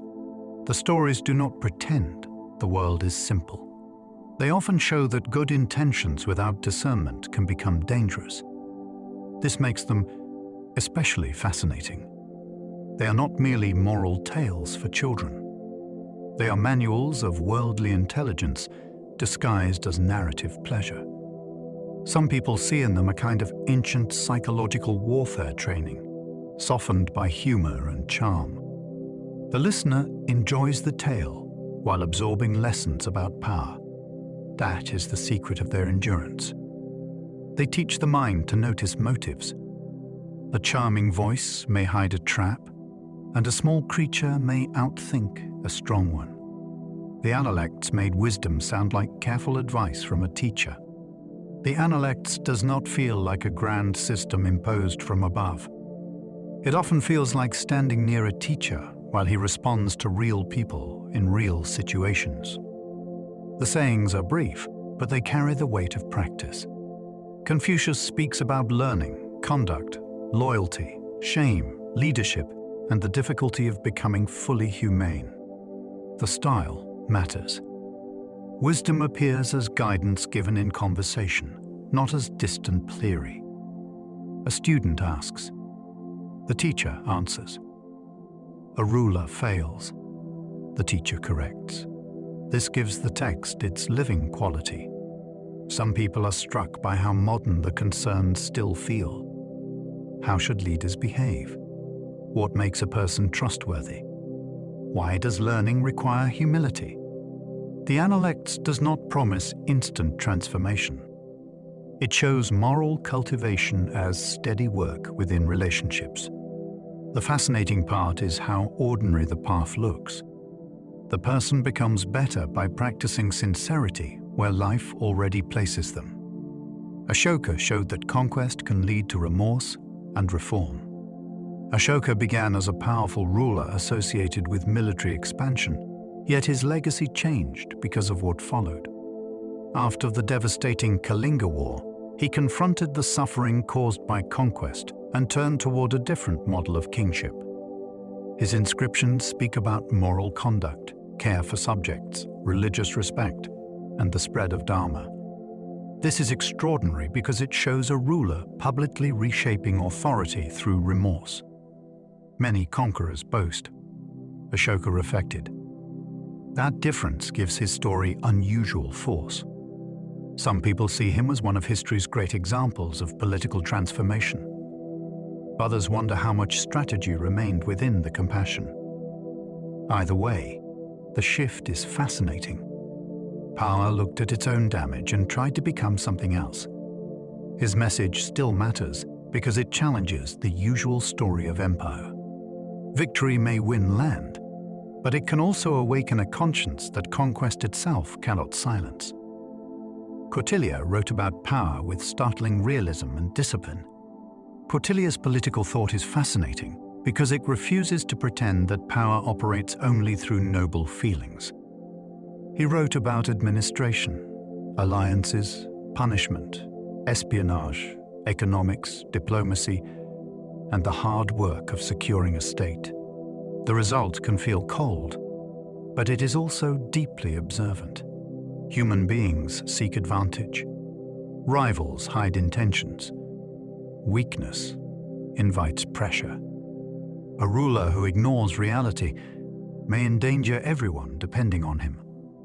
This is not the dreamy side of ancient wisdom. It is the night watchman side. It asks how order survives when people are ambitious, afraid, and unpredictable. Some people compare Kautilya to later hard-headed political strategists, but his world has its own intensity. He treats governance as a disciplined craft rather than a stage for vanity. The lesson is uncomfortable and useful.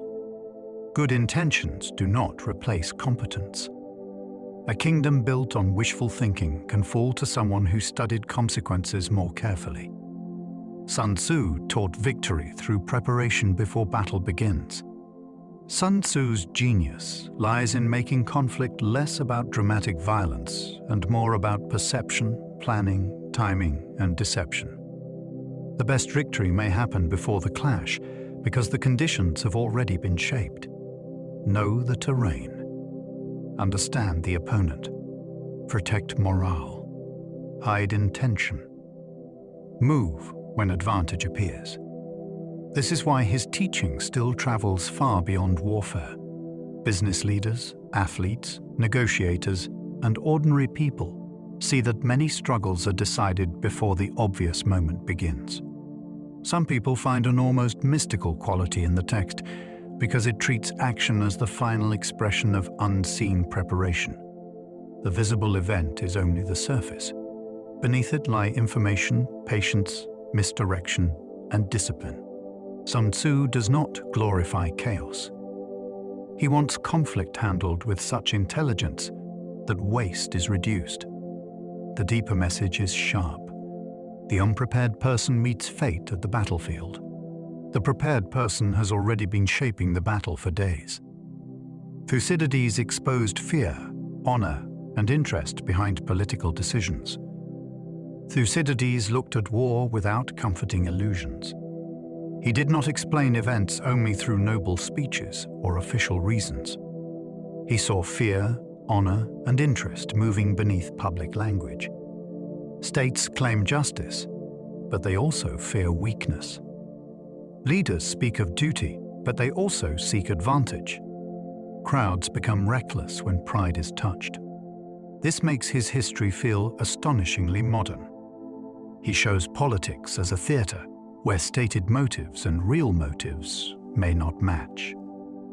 Some people consider him one of the earliest masters of political realism. The fascination is darker than simple strategy. He reveals how human psychology can drag entire cities into disaster. A decision made in panic can wear the mask of wisdom. A cruel policy can be defended as necessity. Thucydides teaches the listener to hear what power is not saying aloud. That skill remains precious. Public events are rarely understood by listening only to public explanations. Cicero linked eloquence with moral responsibility in public life. Cicero understood that speech could build a republic or help destroy it. Words move crowds, defend the accused, expose corruption, and shape the memory of events. But eloquence without virtue becomes dangerous. A skilled speaker can make falsehood sound reasonable and ambition sound patriotic. This is why Cicero's ideal was not merely the clever orator. It was the morally serious citizen who uses language in service of the common good. The idea feels urgent today because public life still depends on persuasion. Whoever controls the story often controls the decision. Some people are fascinated by Cicero because he stands at the edge of Rome's transformation, speaking for republican ideals while power shifts around him. His life shows both the strength and vulnerability of principled speech. The lesson is clear. Language is never neutral in public affairs. It can clarify reality, or it can decorate deception until people no longer recognize the difference. Hypatia became a symbol of learning, courage, and philosophical devotion. Hypatia of Alexandria stands in history as a figure surrounded by brilliance, conflict, and legend. She taught philosophy and mathematics in a city where knowledge, politics, and religious tension met with dangerous force. What makes her story so compelling is not only her learning. It is the image of a woman devoted to reason and teaching in a world where public authority was increasingly unstable. Over time, she became a symbol far larger than the surviving details of her life. Some people see her as a martyr for ancient knowledge. Others warn that later retellings often reshape her into whatever each age wants her to represent.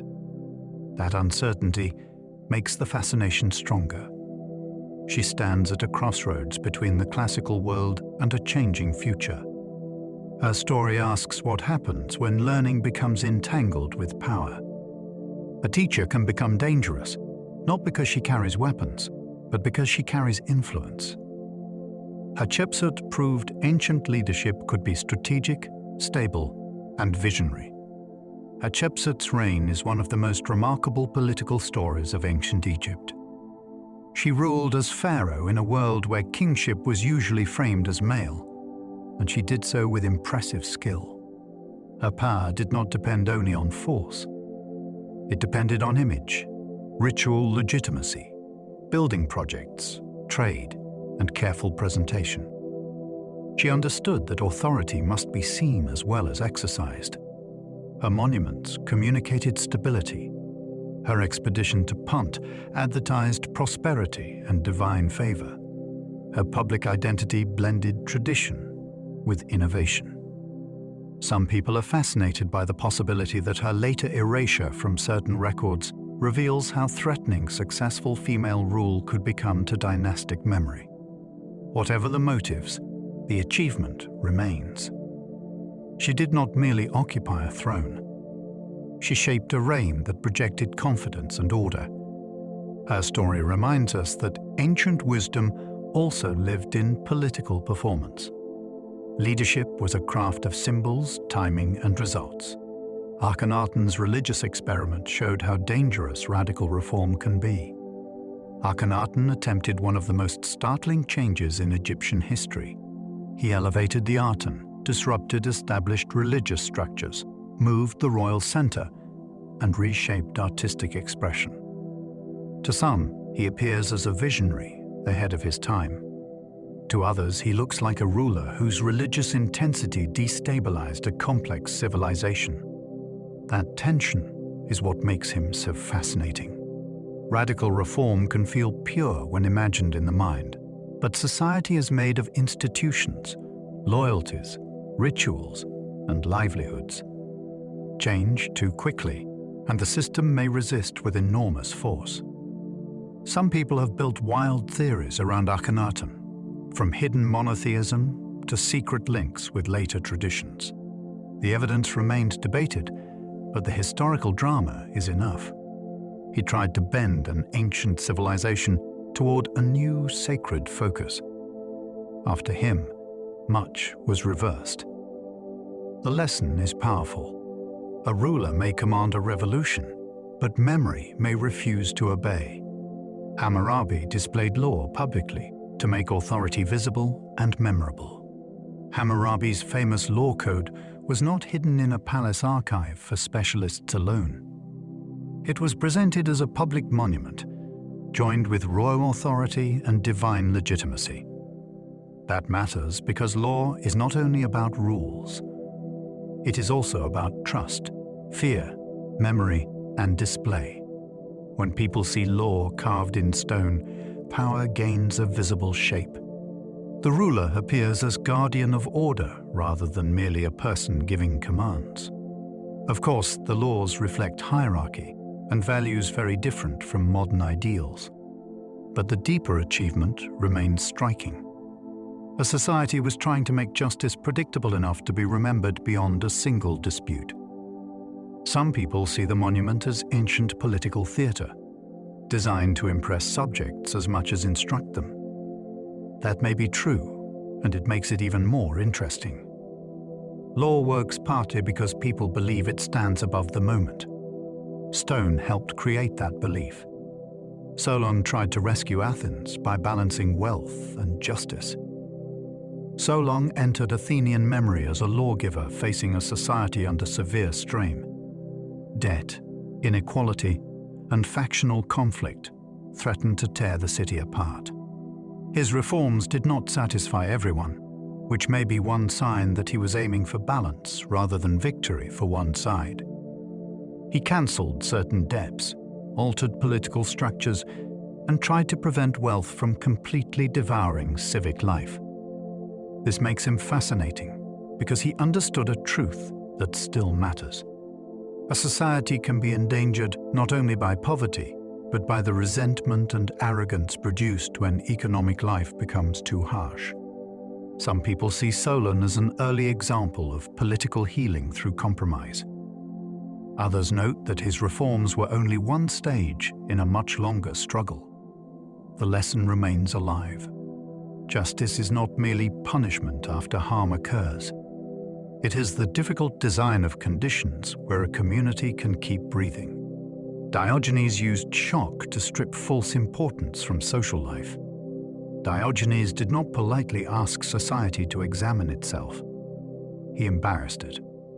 He lived with radical simplicity, mocked pretension, and used outrageous behavior to expose how artificial many social rules can be. When powerful people sought his approval, he refused to perform reverence. When citizens chased reputation, he showed how little a human being truly needs. The point was not merely to be strange. It was to break the spell of convention. If people are shocked, they may suddenly notice the assumptions they normally obey. Some people see Diogenes as the ancient ancestor of every outsider who refuses the script. He makes us ask whether respectability is always virtue, or sometimes only fear wearing clean clothing. His life was a provocation with a philosophical core. Strip away luxury, status, flattery, and shame, and what remains? For Diogenes, the answer was freedom. Not comfortable freedom, but freedom with teeth. Chuang. Two challenged rigid thinking with humor, paradox, and freedom. Chuang. TSU did not attack fixed thinking with heavy argument alone. He used strange stories, playful reversals, and unforgettable images of people who suddenly realize they have been trapped by their own categories. A useless tree survives because no carpenter wants it. A butcher moves through an ox with effortless skill because he follows the spaces within it. A man dreams he is a butterfly, then wonders what certainty really means. These stories work because they loosen the grip of the mind. They do not hand you a doctrine to defend. They make ordinary certainty feel slightly unstable. Some people find Chuang Tzu thrilling because his teaching sounds like an ancient rebellion against mental programming. He asks whether usefulness, success, identity, and knowledge are always what society says they are. The result is not confusion for its own sake. It is freedom from cramped understanding. The person who stops forcing reality into narrow boxes may begin to move with it. Patanjali described yoga as the stilling of mental turbulence. Today, many people think of yoga as stretching, fitness, or relaxation, but Patanjali's vision goes much deeper. Yoga is presented as a disciplined method for understanding consciousness. The mind is compared to something restless, continually stirred by impressions, memories, desires, fears, and mistaken identification. The practice aims to quiet that movement, so awareness can recognize itself more clearly. This is an astonishing idea because it treats inner disturbance almost like weather that can be studied and calmed. Posture is only one part of a larger path that includes ethics, breath, concentration, and deep absorption. Some people hear in this system an ancient map of altered states, as if human beings once explored the inner world with the seriousness of explorers crossing continents. The promise is not merely to feel better. It is to discover what remains when the mind stops throwing up waves. In that stillness, identity itself becomes a question. Ancient breathing practices treated attention as something the body can train. Breath is so ordinary that most people ignore it, yet ancient traditions noticed something remarkable. Change the breath, and the mind often changes with it. Slow breathing can steady fear. Rhythmic breathing can gather attention. Held breathing can intensify awareness. The body becomes a doorway into states that thinking alone cannot reach. This is why breath practices appear in many old systems of training. They were not only calming tricks, they were methods for regulating energy, focus, emotion, and endurance. Some people believe ancient breath masters discovered hidden capacities of the nervous system through direct experiment long before modern science named them. The fascinating part is how accessible the tool is. No temple, wealth, or rank is required. A person carries the instrument everywhere. Each breath can be automatic, or it can become conscious.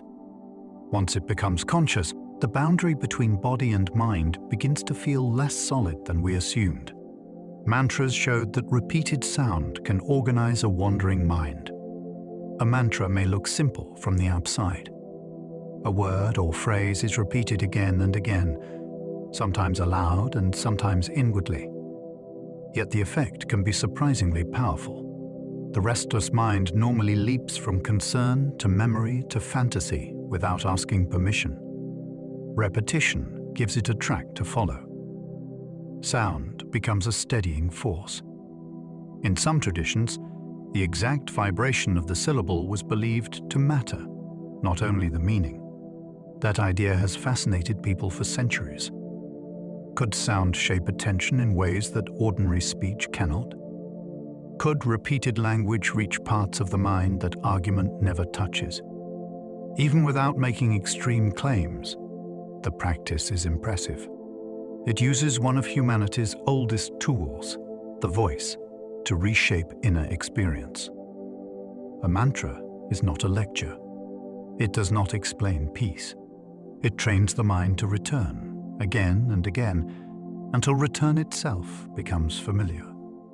Pilgrimage transforms travel into discipline, humility, and inner renewal. A pilgrimage is not just a journey to a meaningful place.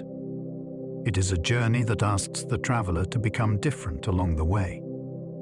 The road can strip away comfort, routine, status, and distraction. Feet grow tired. Weather interrupts plans.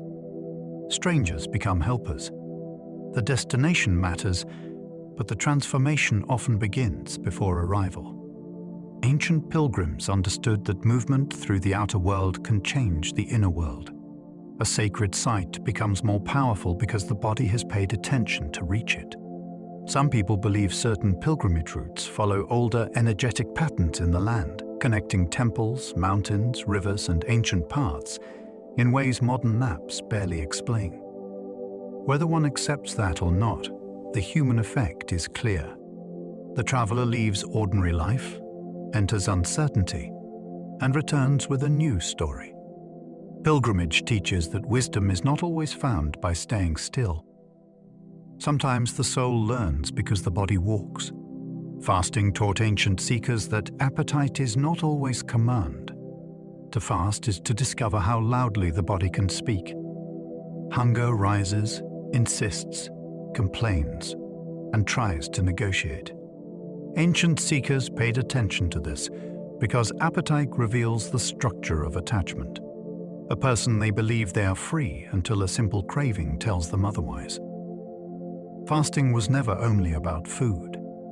It trained restraint, sharpened gratitude, and exposed the difference between need and habit.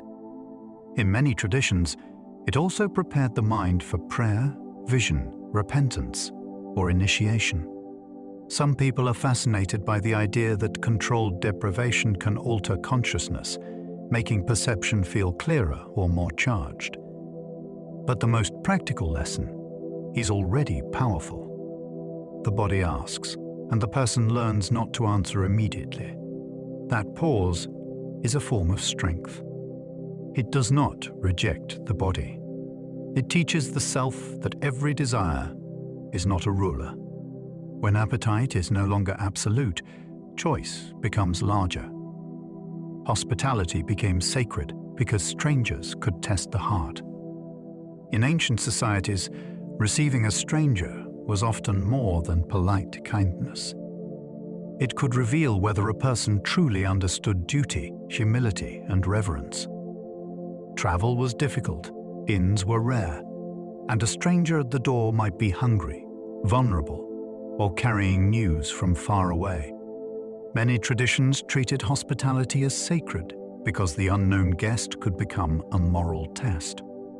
Some stories even suggest that gods, spirits, or hidden messengers might arrive in humble form. That possibility gave ordinary generosity an electric seriousness. What if the person you dismiss is not who they appear to be? What if the doorway is where your character is judged? Some people hear in this a coded teaching about perception. Do not assume you know the value of a being from their clothing, accent, or weakness. Hospitality turns the home into a place of ethical revelation. The stranger arrives, and the heart is measured.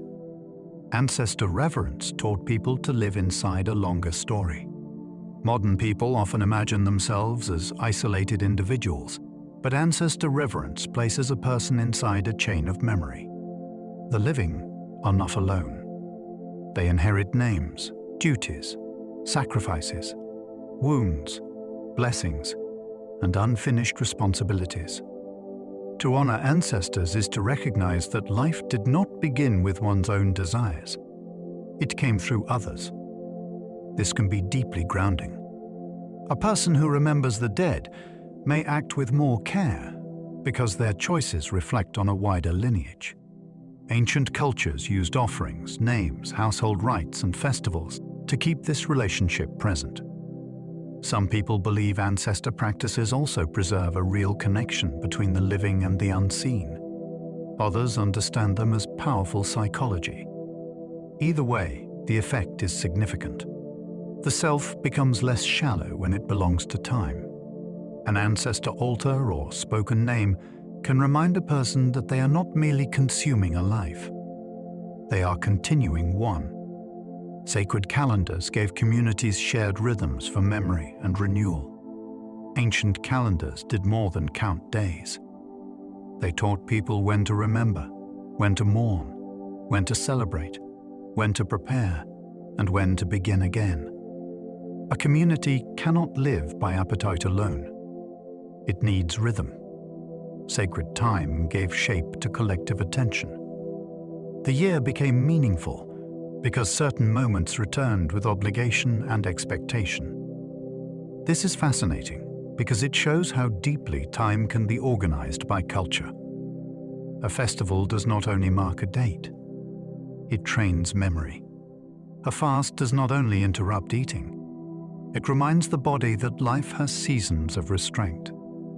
Some people believe old calendars may preserve traces of astronomical knowledge far more sophisticated than we usually imagine. Their cycles often watched the sky with remarkable care. Yet their social wisdom is just as striking. Shared time creates shared identity. When people remember together, they become a people, not merely a crowd. Seasonal festivals linked human gratitude to harvest, darkness, and return. Before supermarkets and electric light, the turning year was impossible to ignore. Seeds, rain, cold, heat, scarcity, and abundance shaped the human imagination. Seasonal festivals turned these forces into communal meaning. Harvest gratitude taught people that food was never guaranteed. Midwinter rites helped communities endure the long dark with hope and order. Spring celebrations made renewal visible after barrenness. These events were not random parties. They were spiritual technologies for surviving time. They told people where they were in the cycle and how to respond. Some people sense that ancient festivals may hide older knowledge of cosmic alignments, agricultural timing, and psychological renewal. The speculation is captivating, but the basic truth is already profound. Human beings need to place their inner life in relation to the world's changes. A festival says, "Notice this moment. It matters." In doing so, it turns the passing year into a teacher.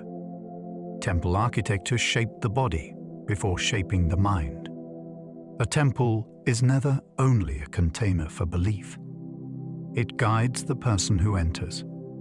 Steps slow the feet. Doorways mark transition. Columns direct the gaze. Darkness and height change the breath. By the time a visitor reaches the inner space, the body has already been instructed. Ancient builders understood that architecture can create states of attention. Stone, proportion, light, and sound can make a person feel small, alert, humbled, or lifted. Some people believe sacred buildings were designed with hidden knowledge of geometry, acoustics, and earth energies. Even when such claims go beyond certainty, the experiential fact remains strong. A building can alter the mind without saying a word. The ancients did not always separate spiritual teaching from physical environment. They made wisdom walkable. To approach the sacred, you moved through a sequence. The lesson entered through posture before language. The body crossed the threshold first, and the mind followed. Labyrinths turned walking into a lesson about patience and return. A labyrinth is not the same as a maze. It does not exist mainly to trick you. It guides you through a winding path toward a center and back out again. That structure carries a quiet but powerful teaching. Progress does not always look direct. Sometimes you seem close to the center, then the path carries you away. Sometimes you feel far away, then a turn brings you nearer. Ancient and medieval labyrinth traditions used walking as a form of meditation, prayer, and symbolic journey. The body moves while the mind learns not to demand a straight line. Some people believe labyrinth patterns encode ancient knowledge of movement, energy, or spiritual rebirth. Whether or not that is true, the practice is psychologically rich.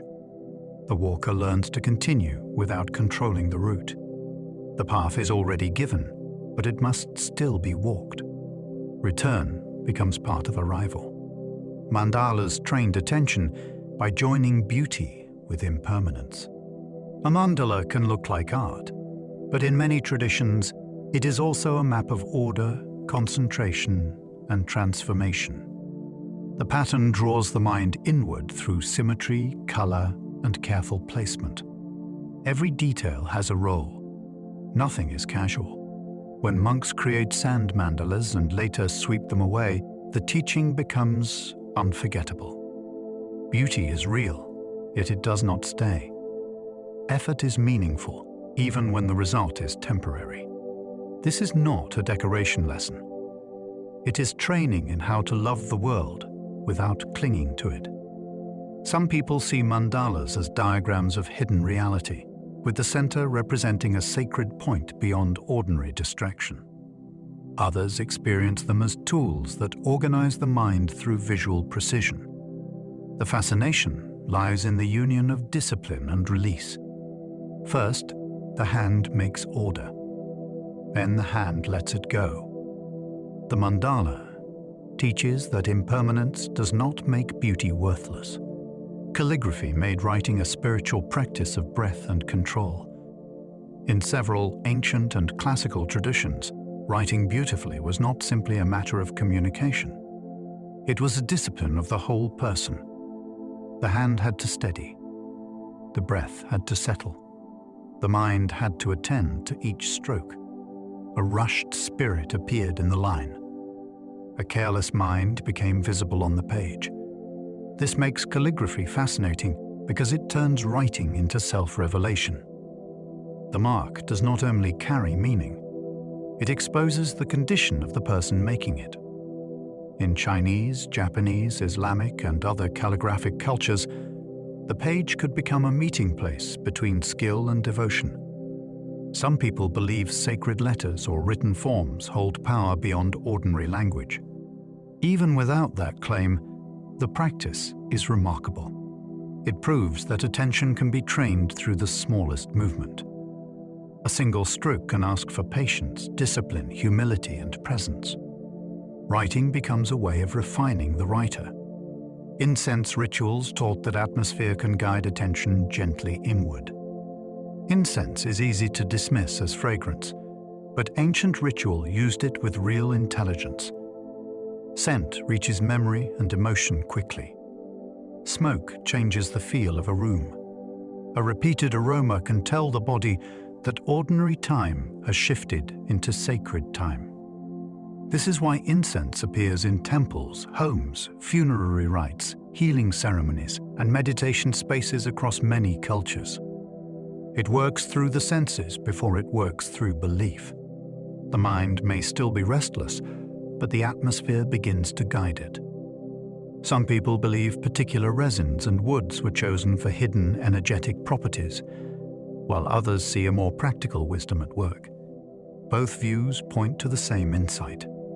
Human attention is influenced by environment.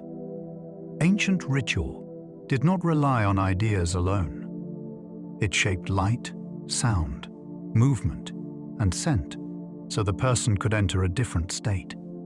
Incense made the invisible act of attention feel almost physical. Ancient schools treated philosophy as therapy for confused living. For many ancient thinkers, philosophy was not mainly an academic subject. It was medicine for the soul. People suffer from false beliefs, disordered desires, fear of death, anger, envy, and dependence on praise. A school of philosophy offered exercises to treat these conditions. Students practiced argument, reflection, memorization, restraint, and self-observation. The goal was not to win clever debates. It was to become less foolish in daily life. This is why ancient philosophy can feel more practical than many modern summaries suggest. It asks, what belief is making you miserable? It asks, what habit is training your character in the wrong direction? Some people are fascinated by the idea that old philosophical schools functioned like spiritual clinics, each with its own diagnosis and cure. The Stoic, Epicurean, Cynic, and Skeptic did not merely think differently. They lived differently. Philosophy entered the nerves, the schedule, the appetite, and the voice. Memory palaces showed that imagination can become a disciplined tool. The memory palace technique reveals one of the strangest powers of the human mind. A person imagines a familiar building or route, then places information within it as vivid mental scenes. Later, by walking through the space inwardly, they retrieve what they stored. Ancient speakers used this method to remember long speeches, arguments, lists, and complex material. It sounds almost magical until you understand the principle. The mind remembers places and images with unusual strength. Memory becomes architecture. Imagination becomes a filing system. Some people see this as evidence that ancient education trained mental abilities many modern people barely use. Before external devices carried so much information for us, memory itself had to be cultivated as an art. The fascinating part is that the method still works. It proves that imagination is not only fantasy. When disciplined, it becomes a tool of order. A whole library can be built inside the mind. Dream interpretation revealed how seriously ancient people took inner life. Ancient dream interpreters did not treat the night mind as meaningless static. Dreams could warn, guide, confuse, heal, or reveal hidden truth. Kings recorded them. Temples invited them. Families wondered what they meant. This does not mean every interpretation was correct, but it shows something important. Ancient people believed the inner world deserved attention. A dream could expose fear before it reached speech. It could dramatize guilt, desire, memory, or intuition. Some people believe dreams open a doorway to realities beyond ordinary waking life. Others understand them as messages from deeper layers of the psyche. Either way, the fascination is obvious. When the body sleeps, the mind creates worlds without permission. Where do those images come from? Why do some dreams feel wiser than conscious thought? Ancient traditions refused to ignore that mystery. They listened to the night because they suspected that waking life was not the only teacher.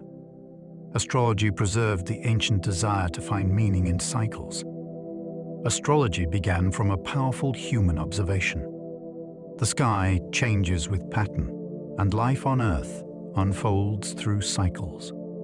Ancient people watched planets, seasons, moon phases, and celestial events because the heavens seemed orderly while human life felt uncertain. Astrology joined observation with meaning. It suggested that birth, character, timing, and earthly events might belong to a larger cosmic rhythm. Modern people debate its claims, but the historical fascination is undeniable. For thousands of years, rulers, farmers, healers, and seekers looked upward before making decisions. Some people still find the idea irresistible because it implies that human life is not random, but woven into a grand clock of signs. Even skeptics can understand the appeal. Astrology gave people a symbolic language for timing, temperament, and fate. It preserved the ancient longing to feel connected to something vast. The stars became more than lights. They became a mirror for human uncertainty. Alchemy transformed metals while secretly teaching transformation of character. Alchemy is often remembered as the attempt to turn base metals into gold, but its deeper fascination lies in its double meaning. The furnace, vessel, fire, and substance, they also describe the human being under transformation. The alchemist works with impurity, pressure, dissolution, and refinement. That sounds like metallurgy, yet it also sounds like spiritual discipline. Pride must be broken down. Confusion must be clarified. The ordinary self must pass through heat before becoming something more integrated. Some people believe alchemy preserves fragments of lost science hidden behind symbols. Others see it as psychology written in the language of matter. Both views explain why it has never stopped attracting curious minds. It sits at the strange border between experiment and initiation. The laboratory becomes a chapel of change. The metal is not the only thing being watched. The worker is also being tested. The great work may be happening in the soul. Hermetic writings claim that the small world reflects the great world. Hermetic thought carries one of the most famous ideas in esoteric history. The human being and the cosmos are linked through hidden correspondence. What happens above has meaning below. What exists in the larger order may be reflected in the smaller one. This does not mean every later slogan captures the depth of the tradition. The real fascination is the worldview itself. Reality is not a pile of disconnected objects. It is a living pattern of relationships. Mind, nature, stars, symbols, and spiritual ascent all belong to one vast structure. Some people believe Hermetic writings preserve teachings from ancient Egyptian priestly knowledge, filtered through later Greek language. Others see them as late antique spiritual philosophy. Either way, the effect is powerful. The seeker is invited to read existence as a meaningful whole. The body becomes a miniature cosmos. The cosmos becomes a vast body. Knowledge then becomes participation, not mere observation. Mystery religions offered initiation as a journey from ignorance to insight. The ancient mystery religions did not place their deepest experiences in ordinary public instruction. They used secrecy, preparation, ritual, and initiation. A person entered as someone unknowing and emerged changed by what had been seen, heard, or enacted.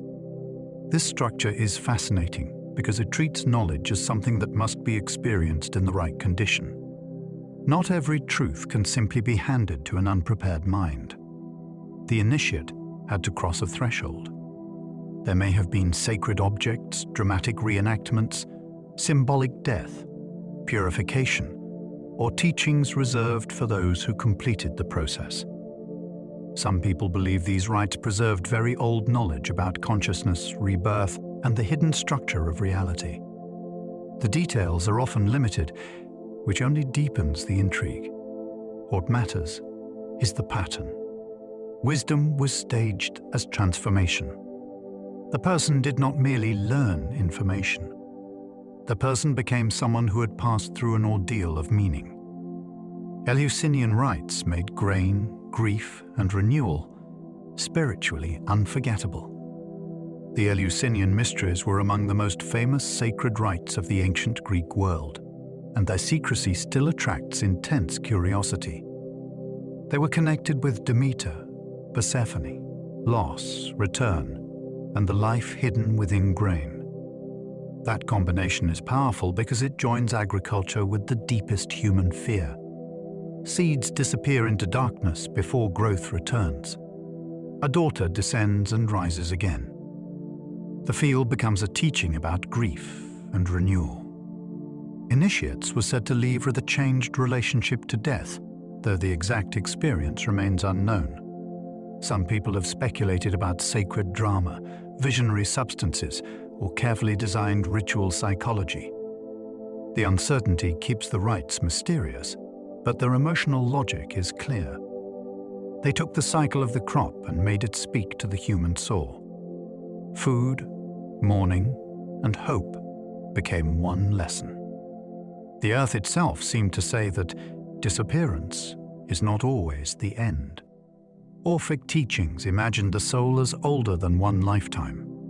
Orphic tradition offers a haunting view of human existence. The soul is not merely born with the body and finished when the body fails. It is ancient, burdened, and caught in a cycle that must be purified. Life becomes part of a longer spiritual journey where actions matter because they shape the soul's future condition. This idea changes how a person sees ordinary conduct. Appetite, violence, purity, ritual, and remembrance all gain deeper significance. Some people are fascinated by Orphism because it feels like a hidden stream running beneath Greek religion, linking myth, music, initiation, and moral transformation. The figure of Orpheus adds to the mystery. A singer who descends toward the dead becomes the symbol for teachings about release from the cycle. Whether understood as mythic philosophy or secret religion, the message is gripping. You may be more than this single biography. Your deepest story may have begun long before memory. Gnostic myths warned that ignorance can feel like ordinary reality. Gnostic traditions presented some of the strangest and most provocative myths of the ancient world. They often suggested that human beings live in a condition of deep ignorance, mistaking a limited reality for the whole truth. Salvation comes through awakening knowledge, not merely external obedience. This makes the myths feel startlingly modern to people drawn to hidden history and alternative ideas. What if the world as commonly understood is incomplete? What if the self has forgotten its origin? What if ordinary life is shaped by powers that benefit from spiritual sleep? These questions explain why Gnostic writings still fascinate readers. Their stories can be wild, complex, and unsettling, but they carry a clear psychological force. People can become trapped by what they assume is normal. They can defend the very cage that holds them. Gnostic wisdom warns that the deepest prison may not feel like prison at all. It may simply feel like reality. Ancient ethics often began with attention before rules or belief. Many people think ethics begins with commandments, arguments, or social pressure. Ancient wisdom often begins earlier, with attention. Before a person can act rightly, they must notice what is happening inside and around them. What is anger doing to perception? What is fear adding to the facts? What is desire trying to justify? Without attention, even good rules can be twisted by a confused mind. This is why so many traditions trained awareness through silence, dialogue, ritual, memory, and daily discipline. They understood that the unobserved self is easily governed by impulse. Some people see this as one of the great hidden agreements among ancient teachings. The first step is not always belief. It is wakefulness.